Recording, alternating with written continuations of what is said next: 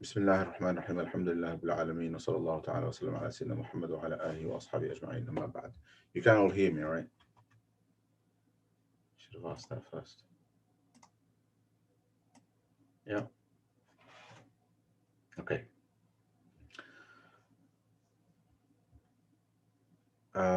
Right. So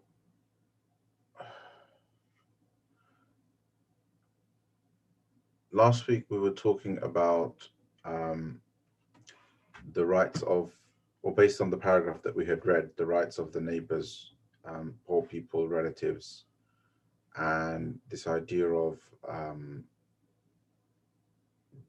being kind to people who are under your employ and teaching adab to the family. And probably a large chunk of the discussion was over this idea of being qawwam, of being um, a protector, leader, and so on in the family, right? And how the idea of qawwam had been distorted because of Muslims. Um, you know, the world goes whichever way it wants to go, but particularly because Muslims, who should know better, have become uh, too heavily influenced by some feminist narratives.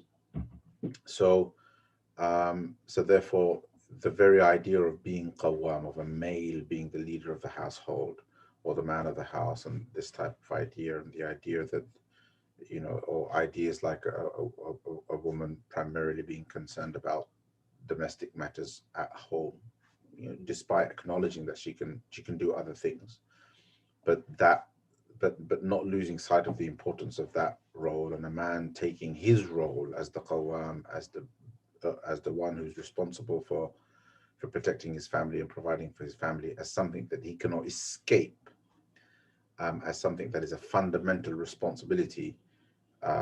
Be And we discussed that this is central to the Islamic notion of the family and to the Islamic notion of how, uh, at least within the family, things are supposed to work, and how in nowadays there is an attempt to basically break that distribution of roles.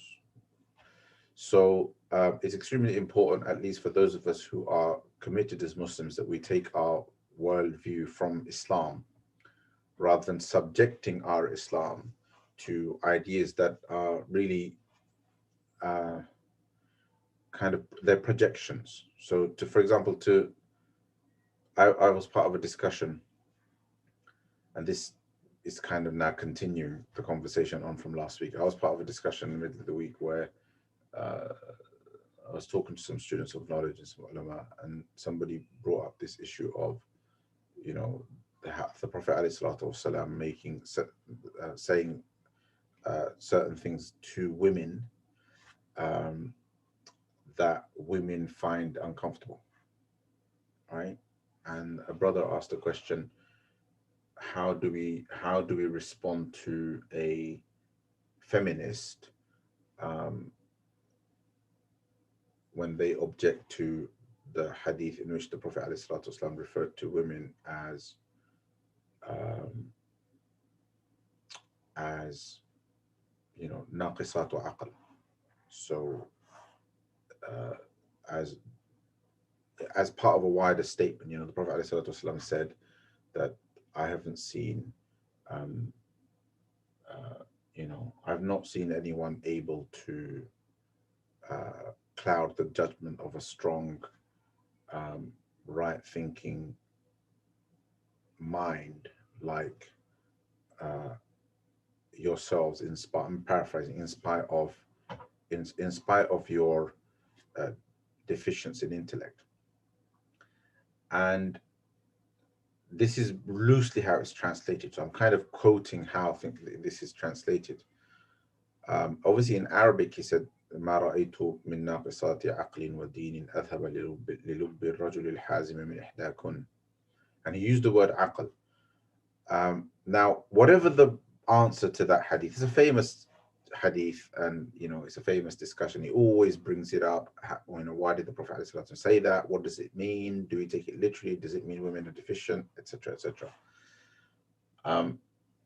And the first thing to reflect on, and this is really the point, my objective isn't to discuss that hadith, but the point really is that if we ask questions like, how do we respond to a feminist about this particular aspect of Islam? That framing is fundamentally problematic, because we are projecting the ideas surrounding the ideas of feminism and the kind of assumptions and experiences and the context that surrounds feminism as an ideology in the 20th and 21st centuries. We're projecting that back onto the time of the Prophet ﷺ, when this type of narrative didn't exist, right? So there is a problem right there. The Prophet ﷺ, when he was speaking, he wasn't dealing with feminists. He was dealing with women who accepted his authority as the Messenger of Allah sallallahu alaihi wasallam, and he was giving them advice. He was saying something to them based on an observation of how they have such power, how they wield such power over men, in spite of the fact that in terms of their aql, it would appear as though they are less, because they play less of a role. And there are reasons to kind of explain that hadith, not in terms of women being deficient in intellect, but rather the hadith making a reference to a different psychological makeup in women. And in spite of that, so a woman normally, is gentle. She tends to kind of thrive on the protection provided by a man, etc., etc. And in the time of the Prophet ﷺ, absolutely so. The idea of a man's role as the leader of the household was very much acknowledged. In that context, the Prophet ﷺ is saying, like, how is it that you guys have wield such power over seemingly otherwise intelligent men? And he, in the context of that, he was advising them about certain social ills, certain character flaws that they had to remedy in order to attain salvation and avoid punishment in the hereafter. To now ask, how do we respond to that, in light of feminism, is kind of an anachronism, in the sense that the Prophet ﷺ wasn't speaking to feminists. First of all, that hadith isn't for feminists. And the same would be true of anything else. So essentially, to accept that kind of a narrative and then to discuss Islam in its context is an injustice, because that narrative is alien to Islam, right? The assumptions that underpin it are alien to Islam. If you subject Islam to questions that come from that perspective, then you are looking at Islam through another worldview, through an alien worldview. And again in this course and in this class, and I always say to my students that if Islam isn't your worldview, if something else is your worldview, and then you say that I accept Islam conditionally, meaning I accept Islam on condition that it agrees to this worldview that I have already formulated for myself, right? Then there is a fundamental flaw in your Islamic thinking, or rather, we can say categorically that that person's thinking isn't Islamic, right? Because you've already accepted another worldview, another set of assumptions. You're not allowing Allah and His Messenger sallallahu alaihi wasallam to guide you. So this is an extremely important point to put across whenever we discuss these types of issues. So when I discuss the idea of the man's role as qawwam and the woman's role as the one that is responsible for more primarily responsible for a domestic role and so on, and in spite of those two primary roles, there can be overlap, there is a middle ground, there can even be a complete switch where in certain situations that a man can't earn, so a woman earns, right? And a man takes care of domestic affairs. These are all exceptional situations. That's all well and good, but the basic Islamic worldview of with regards to the family is that the man plays a role, the man of the house plays a role, and the woman of the house plays a role, and those two roles complement one another. That's fairly straightforward. And in that sense, the man is given the role of being the one who is central to the family, who makes the necessary compromises, who makes the necessary sacrifices to ensure that that family is fed, clothed, taken care of, and protected. And where where needed, they are given religious guidance and instruction, and they are kept on the religion. They are nurtured to be on the religion. Whether that, in the vast majority of cases, that principle, that responsibility applies to the children that are being brought up in that family, and sometimes also applies to one's spouse if there is a problem of not upholding religion. But this is all under the assumption that the man is a man of deen, and the man is truly a qawwam. And I mentioned this principle that, I think I mentioned it last week, that essentially everything Islam has to say about the family and about responsibility in the family and about roles in the family is under the assumption that people practice the deen and people have a religious worldview. When people don't, and they don't practice the deen, then basically things adjust accordingly. If a man doesn't fulfill the rights of his wife, then he also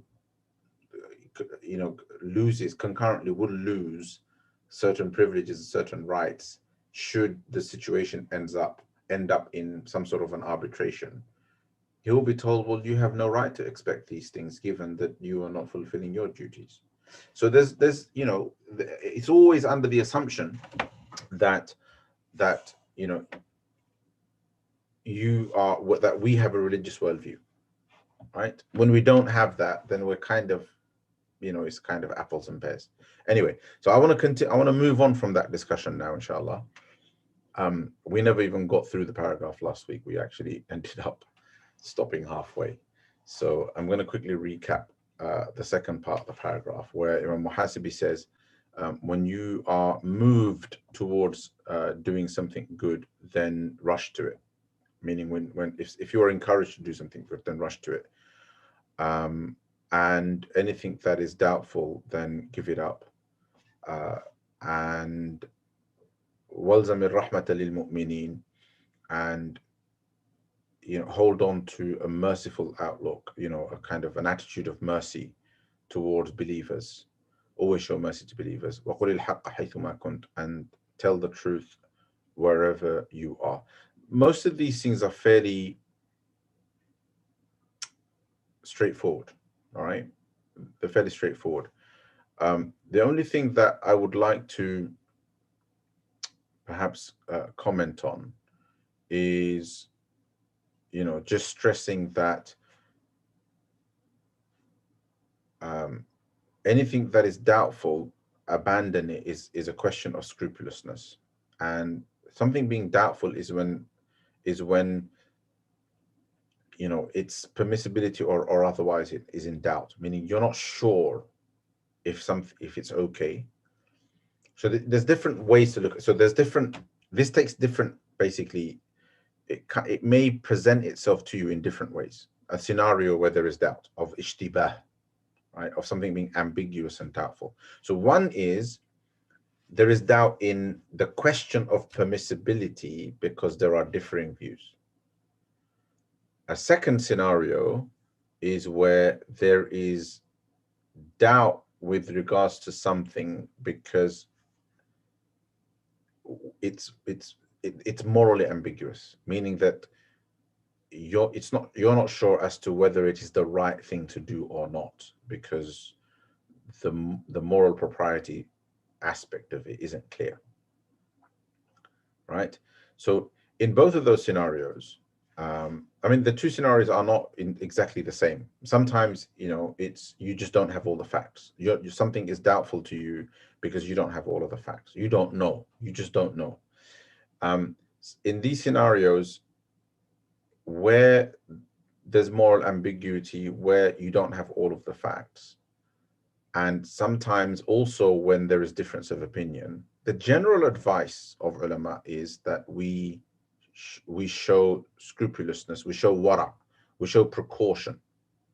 Does that make sense? But there's a difference when it's a matter of difference of opinion. So when it comes to a matter of difference of opinion among scholars, then your precaution is your own, meaning that you personally take precaution, but you cannot judge others for not taking precaution if the matter is a matter of difference of opinion. Because it could be that your position of precaution isn't even known to other people. The position that you're taking based on knowing that there's a difference of opinion, that some scholars say something is permissible, others say it isn't permissible, some say it is permissible, others say it is makruh, for example, and you out of precaution you show scrupulousness and you basically abstain from the issue because you're inclining towards the view that it is makruh, or you're simply blindly following the view that it is makruh. But still, you made a judgment call based on the knowledge of two alternate views. It may well be that, number one, that another person who is doing that thing that is makruh in your view, or even haram in your view, that they're doing it without any knowledge of an alternative opinion, that they're only aware of an opinion where it is considered permissible. Number one. Number two, it may be that they can't be scrupulous because they have to take the permissible opinion, even though they know there is an alternative, because they have a need, because they have a necessity, because their circumstances forces them to be in that situation, or perhaps they're just not as strong as you in Iman. But if there is an opinion of permissibility and they have followed it, then strictly speaking, they are clear with regards to their deen. Your scrupulousness is based on your level of piety or your attitude towards your piety, and that is entirely between you and Allah subhanahu wa ta'ala. It can never be used to judge others, right? So I'm very, very, say I'm particularly cautious about, I don't know, about taking, let's go to something that's really commonly controversial, right? So I'm really, really cautious about a matter of difference of opinion, like whether or not a mortgage is permissible, right? Now, for me, it may well be that I am extremely uncomfortable entering into an interest-bearing mortgage, even though I acknowledge the argument of necessity that is used to justify that for an initial property by some scholars, right? While my precaution, my discomfort, and my abstention from taking a mortgage, and me willing to make sacrifice and continue to struggle, perhaps in overcrowded conditions, perhaps paying expensive rent and so on, is praised in the Sharia and beloved to Allah subhanahu wa ta'ala, and I am rewarded for it.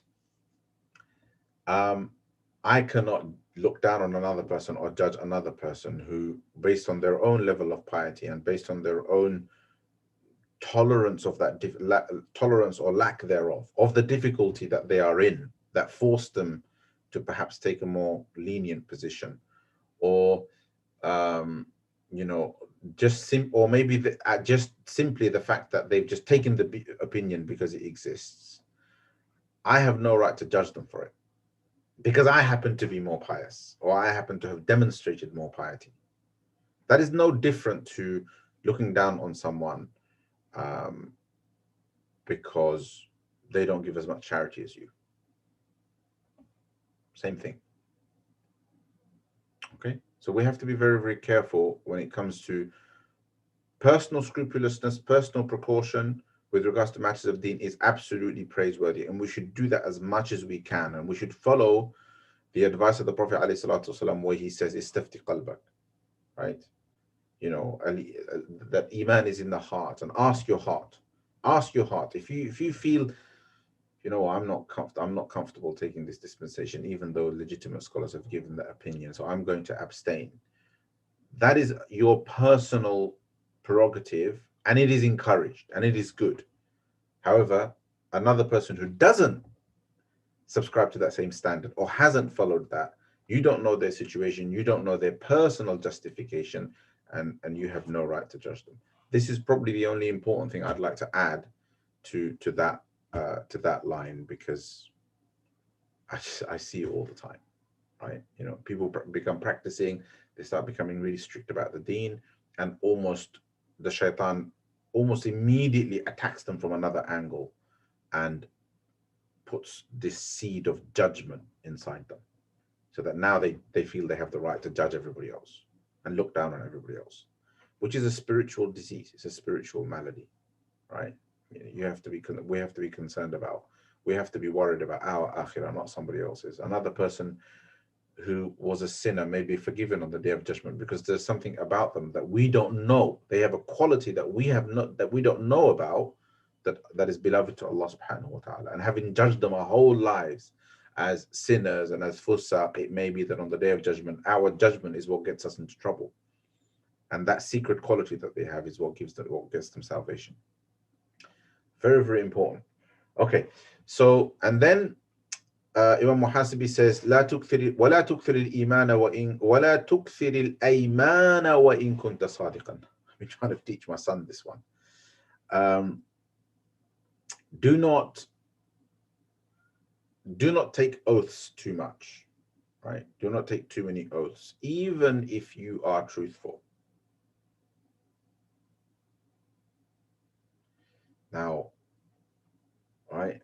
I don't know about you guys, but man, you know, the wallahi, wallahi, wallahi, wallahi, brother culture, basically is basically what this line is speaking to. Yeah, I swear, bro, I swear, and wallahi, it's not a good thing to do, even if one is truthful. Right? That's like taking an oath is the extreme of emphasis, and when you do it when it's not needed, then it is really to, because if you think about oath, oath in Islam is connected to the connected to Allah subhanahu wa ta'ala, and it's only permissible in Islam to take an oath by Allah, by his name, or by his attributes, or by something directly connected to Allah subhanahu wa ta'ala, like you know, by the Quran, or by the word of Allah, right? Or by the mercy of Allah, or something like that. We cannot take an oath. We cannot take an oath in the name of anything else. Like people sometimes, you know, they say, well, when we were young, we used to say, in Bengali, right? I don't know where it came from, but it's popular. We used to say "maar khoso," right? So it's qasam basically. So people used to say "ma qasam." Actually, they say it in Urdu as well. I just realized. My Urdu speaking friends, I've heard them say it, and it means I swear by my mother, right? This isn't permissible in Islam. Regardless of the fact that people culturally do it, in Islam it isn't permissible. You can only take an oath by Allah subhanahu wa ta'ala. And given that that is the rule, that is the norm in Islam, to take oaths over trivial matters that do not need that level of emphasis, the level of emphasis that requires the name of Allah subhanahu wa ta'ala to be brought into it, an oath by Allah to be brought into it, is to trivialize the oath, right? Not just in principle, meaning you're taking Allah subhanahu wa ta'ala's name for something that is completely trivial, right? Are you coming tomorrow? Yes, I am. You sure? Yeah, you sure? Wallahi, I'll be there. Totally unnecessary, right? It's completely unnecessary. The second thing then also is you set yourself up. You set yourself up to trivialize the act of taking an oath. Whereas in your mind, taking an oath is supposed to be something that is extremely heavy, right? You only do that when you absolutely want to 100% tie yourself into something, right? So that you can never back out of it. Trivially spreading oaths everywhere basically means that you will inevitably break it, you'll inevitably break some of those, which puts you in this weird kind of dubious situation of either having to justify that that was yameen lahu or of some sort, that was just you being trivial, or it was just a figure of speech, or having to give the expiation for breaking the promise. Does that make sense? Because if you break a properly taken oath, then you have to give expiation. So this is quite important. Even if one is telling the truth, you do not say it. And like ulama have some really interesting sayings about this, right? It is said that علامة الكاذب جوده بيمينه من غير مستحلف له. um, you know, they say in Arabic, they say that the sign of a liar is somebody who is generous with his oaths when an oath is not being sought from him. Meaning, you've not been asked to take an oath. You've not been asked to take an oath so that somebody can trust you, right? Nobody's asked you to swear by Allah, but you're being very generous with it, right? And it is said that that is one of the signs of a liar, somebody who basically abundantly takes oaths. If you can, don't take an oath, right? There is there's a narration attributed to the Prophet ﷺ, which it has some weakness in it, right? But it has a valid meaning if you reflect on it, in which it's reported that the Prophet ﷺ, from Ibn Umar radiallahu anhu, it's reported that the Prophet ﷺ said, "Al-halifu hinthun aw nadamun," or that an oath is either a breach, either results in a breach or it results in some sort of regret. So anyway, the point of the matter is that we have to be basically careful with regards to this, and it is something that has become very, very commonplace. And I know people don't really take these oaths seriously themselves, and really, if we don't take them seriously ourselves, then don't get into that habit. And there's lots and lots of things that have become figures of speech. This is one that is kind of trivializing the weight of an oath by saying wallahi wallahi all the time. But there are other things we say, swearing now, using foul language has become like a figure of speech. People are very, very generous with that, and so many other things. And this all goes against this idea of encouraging the hadith of being cautious with how we use our tongues, right? So I think this has come up before. Man yadman li, the Prophet ﷺ says, Man yadman li ma bayna lihayhi wa ma bayna janbayhi adman lahu al-jannah. Whoever can guarantee their precaution, right? Their control over what is between their jaws and what is between their legs, I guarantee Jannah for them. Meaning, if a person can guarantee that they will control their tongue, and number two, they can guarantee that they will be chaste and avoid committing zina, then I guarantee Jannah for them. So all of this is evidence of people being lax with regards to control of the tongue, whether it's oaths or whether it's using foul language and so on.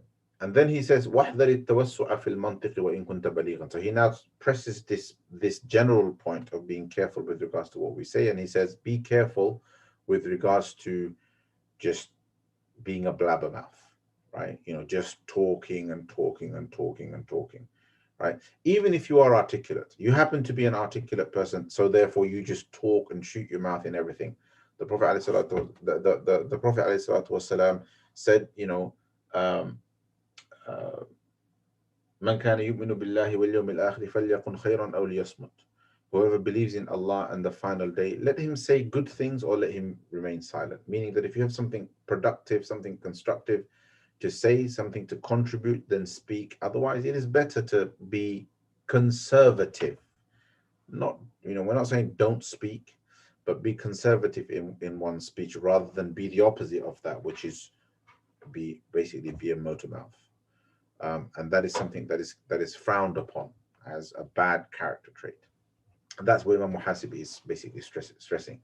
And then it says, وَإِيَّاكَ وَالتَّكَلُّفَ فِي الدِّينِ وَإِن كُنْتَ عَالِمًا وَقَدِّمِ الْعِلْمَ قَبْلَ كُلِّ مَقَالٍ. And some of these advices with regards to knowledge should be compiled actually. But if you remember, the last one that came up was إِيَّاكَ وَالتَّزَيُّن بِالْعِلْمِ. I think it was that uh, beware of adorning yourself. واحذر التزين بالعلم. Beware of adorning yourself with knowledge. And remember, that was to do with putting on this aura of of intellectuality and being a person of knowledge and etc. Right? So similarly, over here, he's kind of, in another place, basically bringing in another similar piece of advice where he's saying that be careful of pretense. Be careful of, be wary of pretense with regards to religion, with regards to matters of faith, or pretense in religiosity, even if you happen to be a person of knowledge. I.e., with regards to religiosity, just be how you naturally are. Fulfill your obligations to Allah subhanahu wa ta'ala, but there's no need to pretend to be religious. There is, let me put that in a better way, right? There's no need to act religious. There is a need to be religious, but there is no need to act religious. Once a person starts practicing, there's no extra duty upon us to take on some sort of stereotypical behavior of the religious, right? Especially if that isn't natural to us, right? Provided, of course, we're dealing with modes of behavior and modes of being that fall within the domain of the permissible. So if certain attitudes, like, so an easy example is what we just spoke about, right? Being conservative in speech is part of religiosity, right? Being conservative with regards to taking oaths is part of religiosity, right? Because these fall into kind of these are practices that are, this is a way to be, a mode of being that the religion encourages. The religion encourages conservatism in speech. It encourages that people do not take too many oaths, and so on. So that's not the problem. If a person is trying to be like that because they're trying to adorn themselves with that quality, that's not them pretending to be religious. But over and above that, there are things that are permissible. There's so much with regards to our attitudes and our ways of being and our ways of expression and our and our personalities. There are so many dimensions in our personalities that are perfectly permissible within the deen. They're not something that is impermissible in any way. They're just permissible. Here, those things don't have to be changed because we now feel this newfound burden upon, or we've taken on this new load, or this burden, or this new duty upon ourselves to behave like, to put on a certain religious aura. That's what he's talking about, just to be clear. Okay. And a lot of that comes from, sometimes some of it is from misunderstanding. Like, some people feel that there is a particular mode of behavior that makes them come across as humble. Well, you're either humble or you're not. Nobody's asking you to walk around, There was, this is athar, right, of one of the Salaf. I can't remember if it was a Sahabi or someone else. There was an athar about a woman seeing these from the Salaf, seeing men walking around with their, like, kind of hunched, right, hunched, as if putting on a display of humility. So she commented and said, who are these people? And they said, oh, these people are the ascetics. They're people who kind of aspire to be pious and be a certain way and so on. And she said, you know what? We've seen Umar in our time. We've seen Umar radiallahu anhu, and he walked, when he spoke, people could hear him.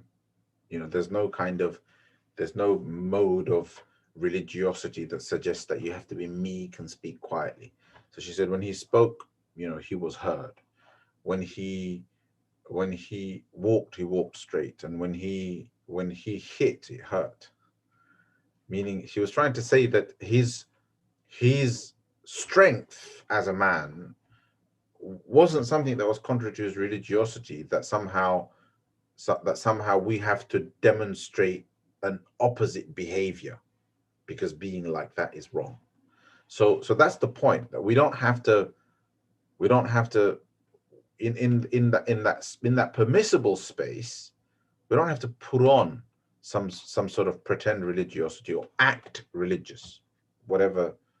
I mean, there are religious acts which we should do, but there is no, there is no specific mode of behavior that religious people are supposed to have when it comes to their personality, right?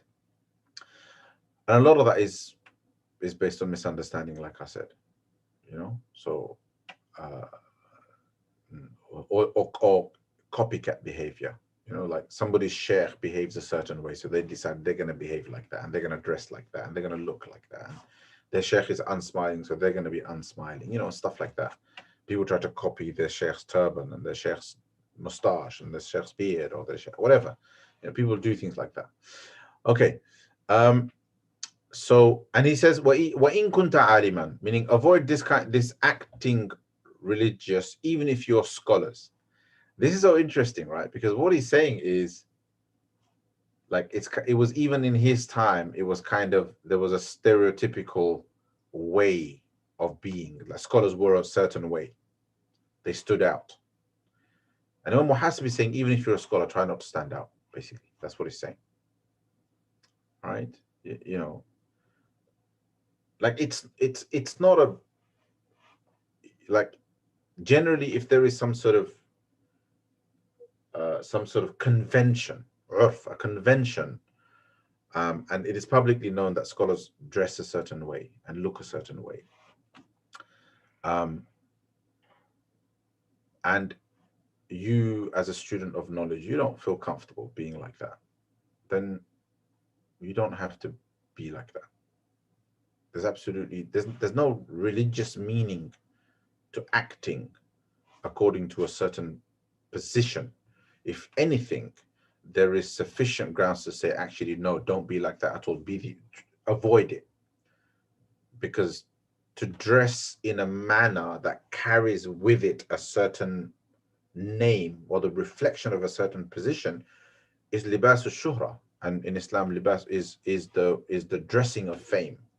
And in Islam, the dressing for the sake of fame, or dressing that reflects fame or some sort of a position of fame, is frowned upon.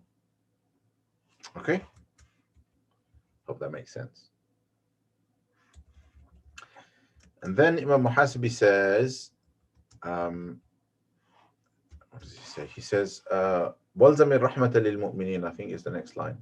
No, sorry. He says,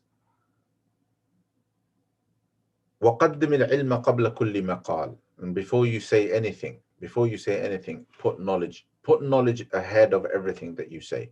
What he means by that is, whatever you say and whatever you do, you should know what the religion has to say about it. Whatever you say and whatever you do, you should know if it is permissible in the religion. Before it comes out of you, you should know that it is permissible for me to do this, right? So what is that? That is not really so much. It is not so much an advice that tells us to behave a particular way, but rather this is a piece of advice that tells us to seek knowledge, right? Because without it, you can't know what you're allowed to say and what you're not allowed to say. Okay, so on that note, for example, Ramadan is coming. It's around the corner. Unless you know exactly how to, all of the rules of fasting and everything that you're supposed to do and not supposed to do, unless you can be sure. Like, the only way you can know that you know the rules of fasting is if you have studied them comprehensively, and therefore you can be certain that you know them. If you know some of them and you think you know how to get by, then you don't know. Same goes with things like, like how do you determine whether you have sufficient knowledge? Sufficient knowledge is to know enough to know that you know everything you need to know, right? So, for example, how much knowledge of the rules of Salah is necessary knowledge? Well, the only way you can be sure that you have all of the necessary knowledge is if you have been through all of it. And what usually then happens is you forget. right? You forget it, or you realize that you need to revise it. But now you know you need to revise because you've been through all of it once. So you know there's parts that you don't know. A person who has never studied all of the rules of Salah, for example, and it's not that difficult, right? You know, a short course covers it. But a person who doesn't know all of the basic rules of Salah, all of the rules of Salah that are required for your Salah to be done correctly, if you haven't done them once, then you don't know if you know them. Does that make sense? I mean, that's fairly straightforward, I think, to understand. If you haven't been through them once, then you can never know whether you know all of them, which means it is absolutely compulsory to go through all of the rules once and then be aware when you've forgotten and you need to revise. The same goes for the rules of fasting, zakah, everything that's to do with the obligations of the deen, including the obligations or the prohibitions of speech. If you don't know what kind of things you're not allowed to say, then you're going to say them. If a person doesn't know what is backbiting and how bad it is and how haram it is, then they will backbite. If a person doesn't know that gossip is haram and they can't associate the tahreem or the impermissibility of gossip with their behavior, like they think, like, I'm not going to gossip verbally, but I'm going to go and do it on social media. Like they can't make that association. Then they don't know enough. They don't know enough to be able to manage their discourse, their conversation, their words in a way that conforms to Sharia. So it is that much knowledge. That much knowledge is basically so the amount of knowledge that enables a person to stay away from haram and fulfill their obligations is fard. It's fard ayn. The amount of knowledge that will enable a person to avoid to avoid missing out on the sunnah, or the amount of knowledge required for a person to live their lives according to the sunnah, to do things that are sunnah, that knowledge is sunnah. Meaning the knowing carries the same weight as the doing. What is fard to do, knowing it so that the fard can be fulfilled, is fard.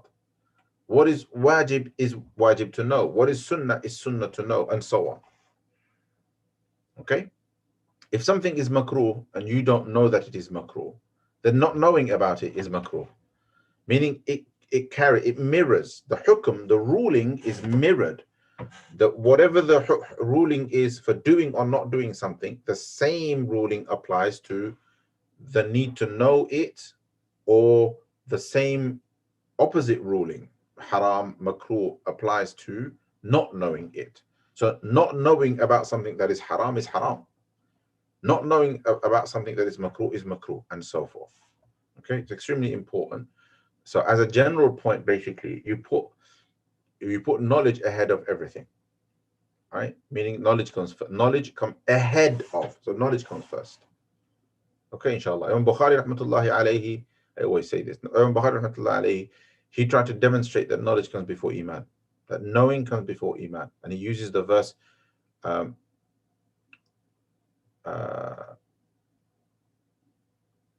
أَنَّهُ لَا إِلَهَ إِلَّا اللَّهِ. Know that there is no God but Allah. Because Allah subhanahu wa ta'ala commands knowing before La ilaha illallah. He says knowing comes before iman. All right, so this is an extremely important point that is often not taken on board by people. Okay, inshallah. Right.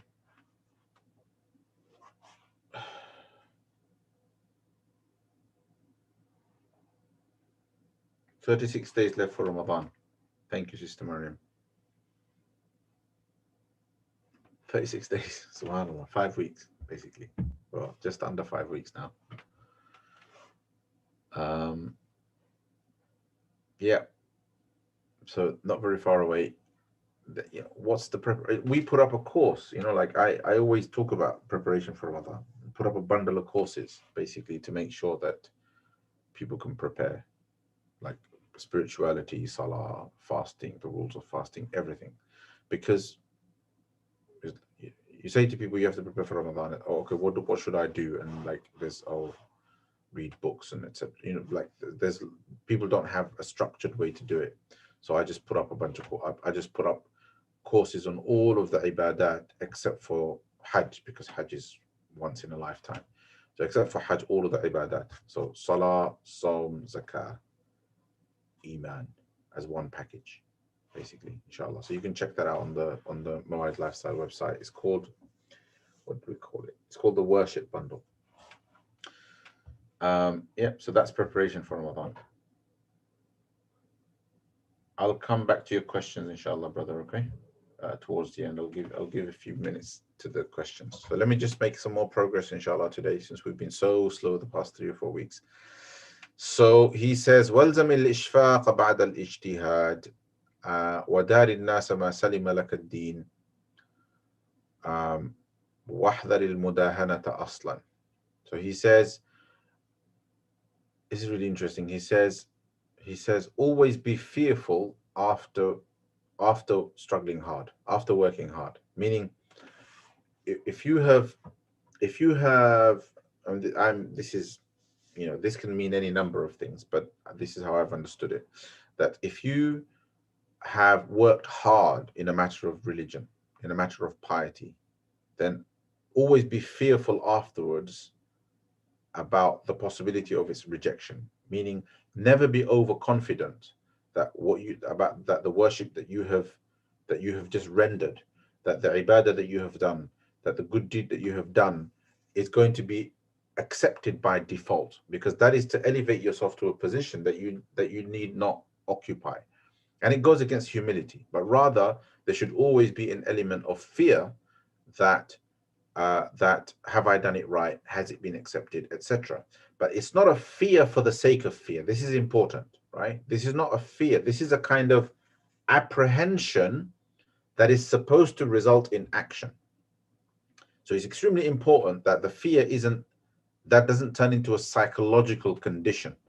And not being able to make this distinction causes people to become obsessive, which causes them to kind of end up with other problems. So a person, you know, performs salah, they should be concerned about whether their level of khushu was appropriate.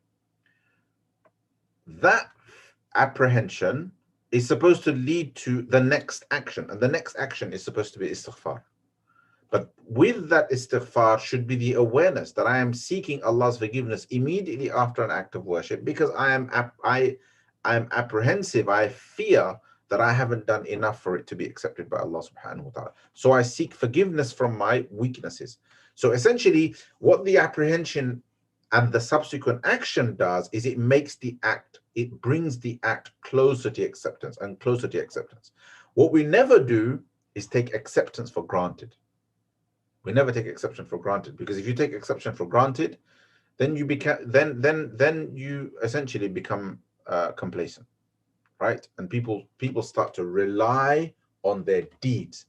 I pray, I give zakah, I do this, blah blah blah blah. Inshallah, see you in Jannah, brother. That kind of, okay, I exaggerate that a little bit, but that kind of attitude, right? That's not, you know, some of the most pious people that we know were constantly in fear of hypocrisy. What is the famous trait of the Sahaba, of all people, the Sahaba radiallahu anhum ajma'een? What is the famous trait of the Sahaba? That they used to fear nifaq for themselves. They used to fear that hypocrisy had found a way into their hearts. These are the companions of the Prophet ﷺ, who had been nurtured and taught by the Prophet himself, right?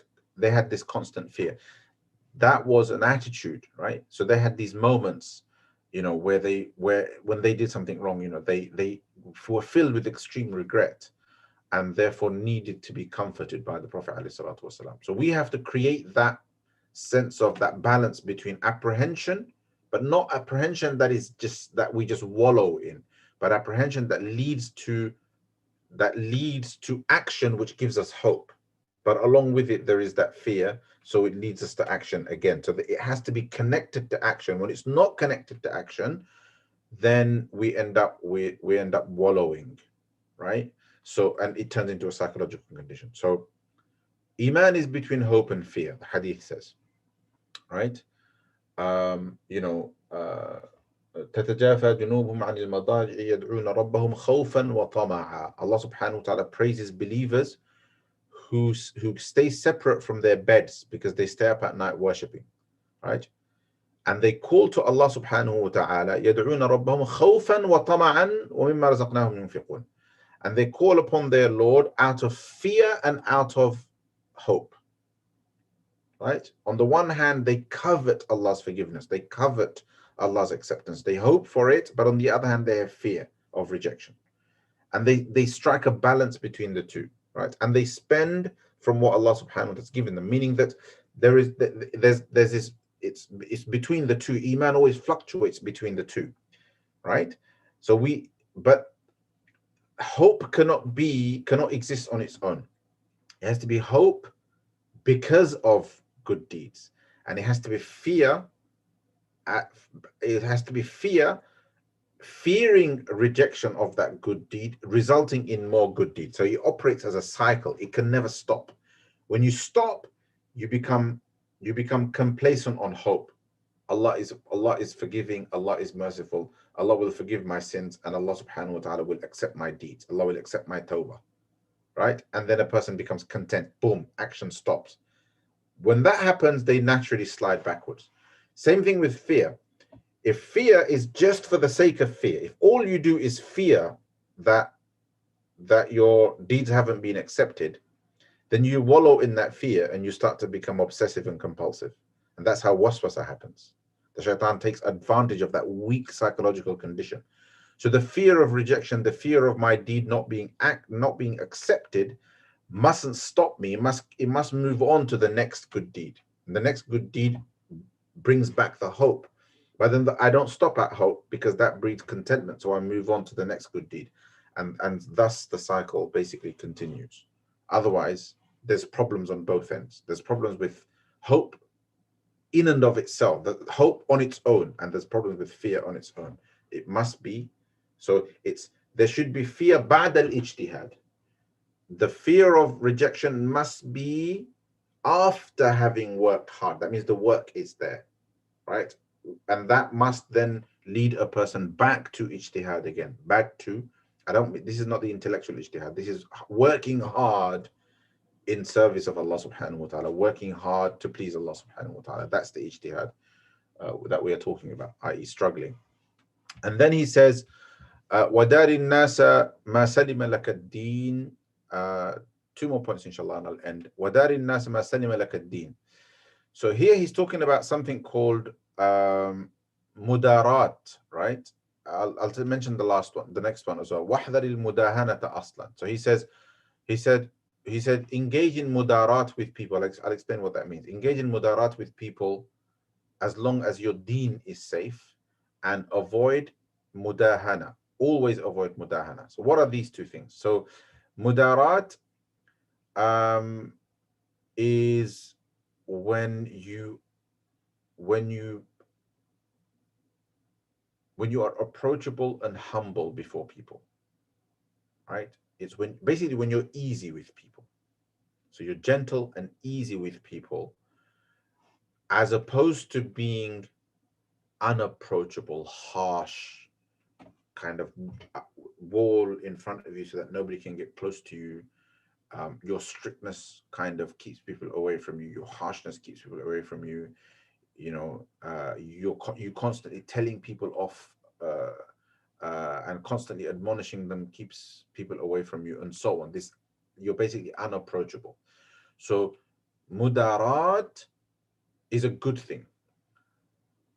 And where mudarat really comes in is where a person is approachable, even with an ignoramus. Even an ignoramus feels comfortable coming and talking to you, even though they act ignorantly, because you don't make them feel uncomfortable, and you're not hard with them. You're not hard on them. You're not harsh with them. Similarly, especially in the context of teaching. So a teacher, for example, if a teacher teaching, or a da'i, somebody giving da'wah, somebody calling another person to Islam or talking to them about it, is tolerant of somebody's ignorant comment or somebody's silly remark, right? They're tolerant of it. And the same thing goes for when perhaps advising somebody who is committing sin, that if that person reacts in an ignorant way, then there is an element of humility and tolerance of that.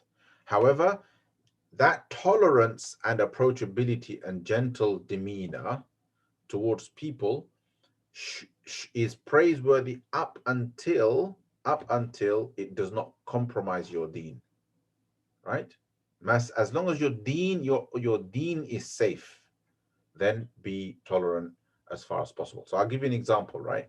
So because your tolerance of people, of ignorant people and fasiq people, or people who are sinful, starts to have a negative effect on you, they start rubbing off on you, that's where you draw the line. Or they, because they you are being generous with them, they end up having a negative impact upon the people around you, upon your family and so on, right? Because you've been generous enough to invite them over for a meal or something or other, or they're related to you but they're ignoramuses. So as long as you can protect your own religiosity and protect your family's religiosity, mudarat is good. But the line is there. The line is the protection of your own religiosity. But mudahana is always to be avoided, right? Mudahana is sycophancy, right? Where you suck up to people even if it means compromising your deen, right? Making compromises in deen to please somebody else. Yeah, so let me give you very specific examples of this, right? Mudarat is you tolerating somebody's ignorance or somebody doing something wrong, right? Tolerating their ignorance so that you can remain connected to them, so that in the hope of eventually influencing them and taking them out of that sin, guiding them out of that sin, or in the hope that this person will adopt a good quality, and you tolerate the absence of that good quality in the meantime. Mudahana is where you tolerate it with no attempt at trying to correct it, or you validate it. So because you want to remain friends with that person, or they're rich, or they're powerful, or something or other, or they're the chairman of the masjid or something or other, and they do something wrong, you say, oh no, it's okay, don't worry about it, it's cool. That's mudahana, and that's prohibited. Okay, inshallah. All right, we'll stop there, and I'll respond to a couple of questions that have come in, inshallah ta'ala. All right, and while I do that, if there's more questions, you can chuck them in the chat, both in the Zoom class and as well as on YouTube. I've got some questions on Zoom. Okay, so let me just expand that.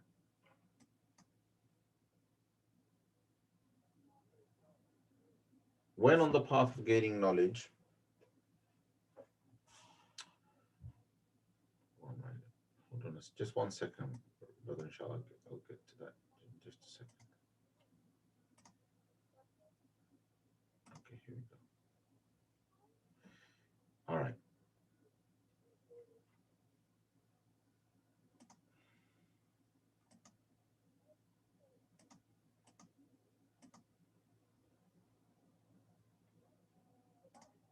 Okay, so the question is, when on the path of gaining knowledge, one sometimes feels the need that we should share that knowledge with those closest to us. When one then wants to share that on a public level, i.e. a halaqah at the masjid, should this always be under the guidance of your local scholar, so to avoid the danger of adorning knowledge? Or do you think if you have good introspection of your spiritual state, you can do this without guidance of your local scholar? It depends on what it is. Some things are obvious. Some things you must share. You'd absolutely certainly know that what you are sharing is legitimate and valid because you've studied it, right? And it's one of those obvious things that need to be conveyed. It's not a matter of difference of opinion. There is a clear wrong to be corrected. There is a clear right that is being neglected. In that situation, you share, and you do it out of duty, not to elevate your status. Whenever elevating one's own status in front of people is the objective, already one is in a dangerous situation anyway. So niyyah, correct intention, it goes without saying, right?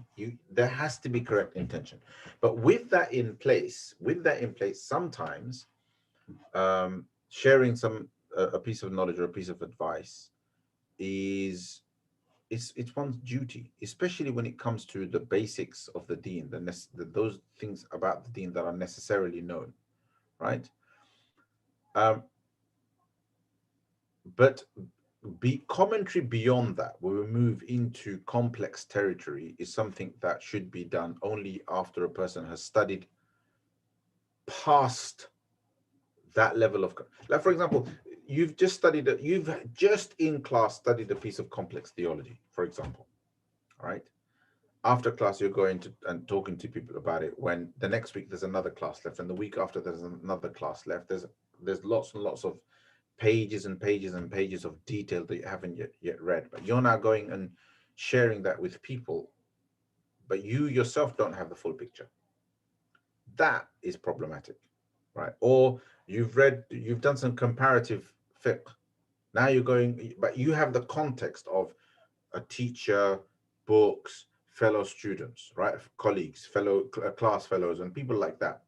So you have this protection around you, but you decide to go and share that bit of uh, that bit of what we call comparative fiqh. Did you know that Imam Hanifa says this, but Imam Shafi says this, but Imam Malik says that, but Imam Ahmad says that? Sounds great, makes you sound really, really knowledgeable, but it confuses the living daylights out of all of those people, because you know why the difference of opinion exists. You know the usul behind it. You know the interpretive issues surrounding that particular difference of opinion. This other person who's only ever known the Hanafi madhab or the Shafi'i madhab is thinking, what is going on here? I thought Islam was monolithic. Now I'm totally confused. Because you've dropped a piece of knowledge that you have acquired in a much broader context over a greater amount of time, and now you just dropped it on these people, and it causes confusion among them. This is where, like, sharing of knowledge was completely unnecessary. Like, what was the need for that? How does it benefit them? How does it benefit them? Did the Prophet ﷺ ever teach that there are four madhabs? So there's the fundamentals of the deen that Allah sent the Messenger of Allah ﷺ to convey. It is on those fundamentals that the Prophet ﷺ said, "Ballighu anni walau ayah." Convey from me, even if it's a verse. That is where everyone has a duty to convey. Because what can be wrong about saying to people, brothers and sisters, it's really, really important that we perform our salah and that we're punctual in it? What is wrong with saying it's really important that we pray purely for the sake of Allah subhanahu wa ta'ala and we try not to show off? These are fundamental teachings. Why? Because they are borne out in the clear words of the Quran and the Sunnah. Where we move into areas of difference of opinion, matters of theological difference, etc., etc., leave that to qualified scholarship, or at least wait until you know the full picture, and teach people those things where there is a clear benefit associated with it. There's a clear benefit associated with it. Like there's a strict opinion. I'll give you an example, right? There's a strict opinion in one madhab, and a person is putting themselves to harm trying to hold on to that strict opinion. But in their given circumstance, you know that a dispensation exists. You're still a student of knowledge, but you know a dispensation exists. Here, you have one of two options. Number one, they're in your family, they listen to you. You say to them, look, you're not required to take on this hardship. In this situation, any mufti would say to you that you can take his dispensation, right? Because you're in hardship. Now, if you know that that person will listen to you, then share the opinion with them, knowing that they will practice it right away. But if they won't listen to you because you're like, oh, you're a young student, what do you know? I'll wait for a scholar to advise me. Then at least refer them to the scholar. And you know what? You're really struggling with this. You know what? I know a dispensation exists, but I'm just a student, so I'm not going to tell you. But maybe you should go to this scholar, and he might show you a way out of this, because, like, you're not expected to go through so much struggle. I'm just giving you an example, right? There can be any number of examples. So I hope that's clear. There is this obsession nowadays with sharing knowledge and sounding really interesting and sounding really intellectual and so on. Most of that stuff, is for classrooms, is for ivory towers, right? Even in the domain of Islam, and people just try to pass this stuff off as fundamentally important to religion. And the only question you have to ask yourself: did Allah subhanahu wa ta'ala reveal the Quran to teach us this particular ambiguous issue? Did the Prophet ﷺ in the Sunnah try to proactively teach us this particular issue? No. What did he proactively do? He called people to Tawheed. He called people to do good deeds. He called people to the fara'id. He emphasized those things. He made sure the Sahaba were practicing that. Those are the fundamentals of the deen. Yeah, they might sound boring, but that they need reminding, constant regurgitation, so that as individuals and as a society, we can start to commit to them. That regurgitation is more important than intellectualization. And intellectualization is a bit of a fitna among students of knowledge. Some of the things that we are studying here and discussing here are like, they're known, but we need reminding. They don't make for really, really intellectual discourse, right? Like, you don't need to be brainy to understand these things. You don't have to be academically talented to understand these things, which is why sometimes they don't attract a big audience. But that is exactly what needs to be learned and what needs to be shared, right? Because these are the fundamentals of deen. This is what the deen came for, right? It didn't come for people to squabble on social media about something that is a matter of perspective, that is a matter of difference of opinion, that is some ambiguity in theology and so on. So I hope that answers your question and clears things up a little bit. Hope I didn't intellectualize. All right, question number 2, which is not relevant to the class, fair enough. How do we explain salvation exclusivity to those who say, how can God send someone to hell even if they throughout their whole life do work but just don't believe in Allah, is explained by Islam? Well, how the good that we have been put on the earth by Allah. Our notions of good and bad come from Allah. The intellect that we use to process morality comes from Allah subhanahu wa ta'ala. The knowledge that we use to elevate ourselves above the animalistic, above the animals, comes from Allah subhanahu wa ta'ala. None of those things happen unless it's Allah. The whole very notion, even the notion of universal good and bad, only exists because Allah subhanahu wa ta'ala endowed that in our fitrah. And then a person chooses not to acknowledge Allah, not to try, not to make an effort to acknowledge Allah subhanahu wa ta'ala, and then claims that they are deserving of salvation in spite of that. What kind of logic is that? The bottom line is, you either believe in God, or let me put it this way. This is similar to how I explained the problem of evil, by the way. So just this is quite important. So I'm going to answer this question. So just bear with me for a second. If you have to go, you can go, inshallah. So a person is one of two things. They either believe in Allah and Islam, or they don't believe in Allah and Islam, right? If they believe in Allah and Islam, then they accept what they accept because Allah subhanahu wa ta'ala has said it.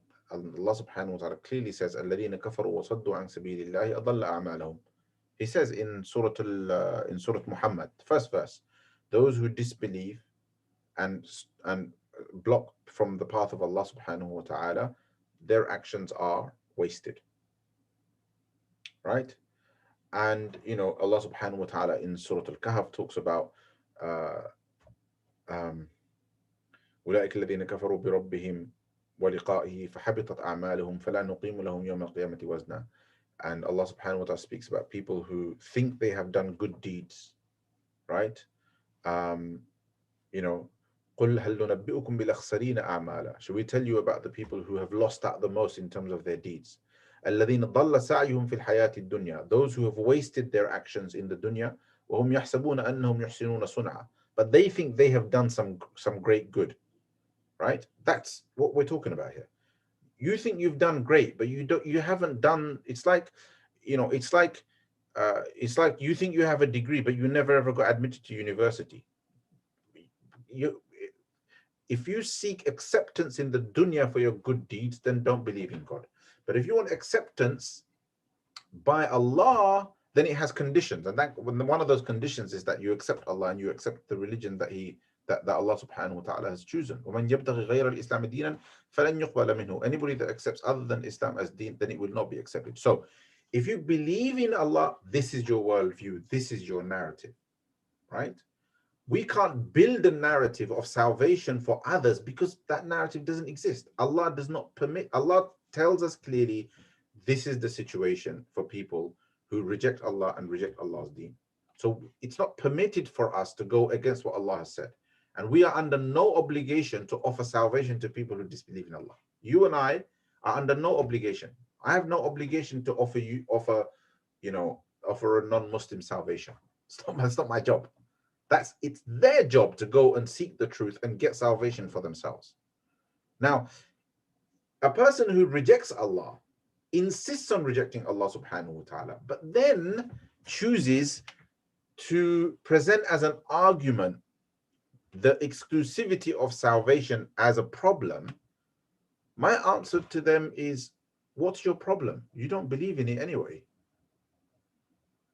Tell me that you are considering Islam as the truth, but have a problem with this, and then we can talk about it.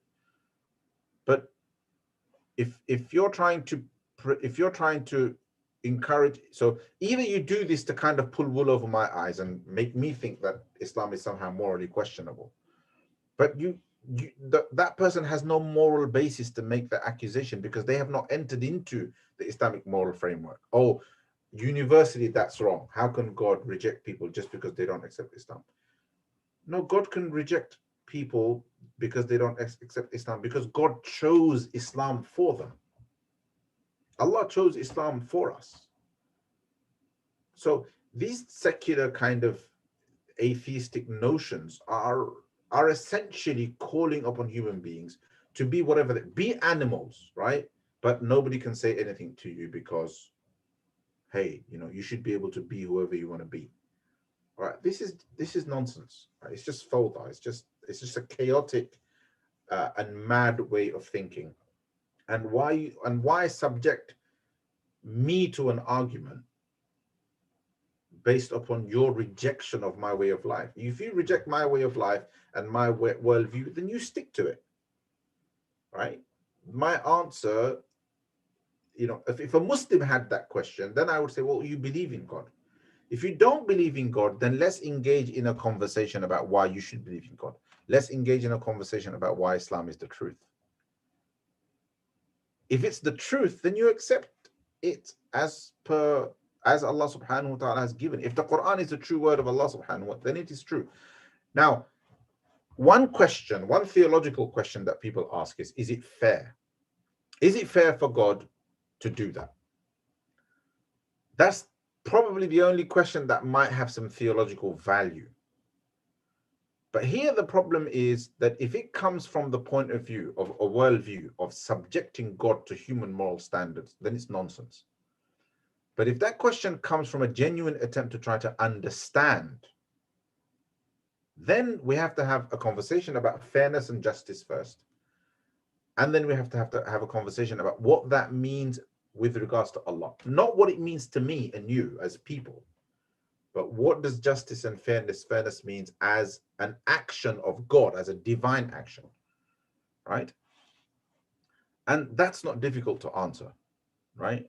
And I always say that if you center all of God's action, if you seek justification, I'm not going to unpack that now. You can ask me again, inshallah, in another session to unpack this, and I'll talk about it a bit more. But a simple way for me to put it to a student of knowledge, and you can think about this, is the best way to avoid these conundrums is to seek justification for the actions of Allah in Allah. Because it is absurd to seek justification for the actions of Allah in the thoughts of man. in the philosophies of man. Allah created our philosophy. How can we subject him to it? Any justification for the actions of God has to be sought within the attributes of Allah subhanahu wa ta'ala. I don't know if that makes sense to you, but I'll give you what does that mean? It means if you seek the reason for Allah creating us in Allah himself, then the answer is simple. Well, Allah does what he wants. Allah subhanahu wa ta'ala is fa'alun lima yurid. Well, how is that wise? There is no wisdom outside of Allah subhanahu wa ta'ala. For Allah to do as he pleases is necessarily wise, because there is no conception of wisdom outside of Allah subhanahu wa ta'ala. The very idea, the very notion of wisdom comes from Allah. And that's why I began with Allah created all of this, including your ability to think about fairness and justice. So how can you be subjecting Allah subhanahu wa ta'ala to something that he created inside of you? If you want to justify Allah's actions, look at Allah's attributes, right? And foremost among Allah's attributes is that Allah subhanahu wa ta'ala has independent will to do as he wants, right? Does that make sense? Good. Barakallahu feekum. I'm glad. I was a bit worried. that might have been a bit of an overload and a bit contradictory to what I said earlier about theological, minutiae. But you asked this question specifically, and you're in my class, and you have access to me next lesson, which is why I take the license to answer it. I'm talking about, like in a passerby conversation in a masjid. Okay, Jazakumullahu khairan. I think this was a great session, and inshallah see you all next week. Okay, and check out that course, please.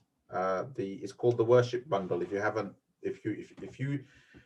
you don't think of yourself as somebody who has studied your fiqh and the rules of Islam, the Islamic law, or the rules of Salah, etc., to a point where you can tell me what's missing, as in, I actually studied this, but I've forgotten. I remember the rules of. I remember studying the rules of Tayammum, but I've forgotten. So I know I have to revisit that.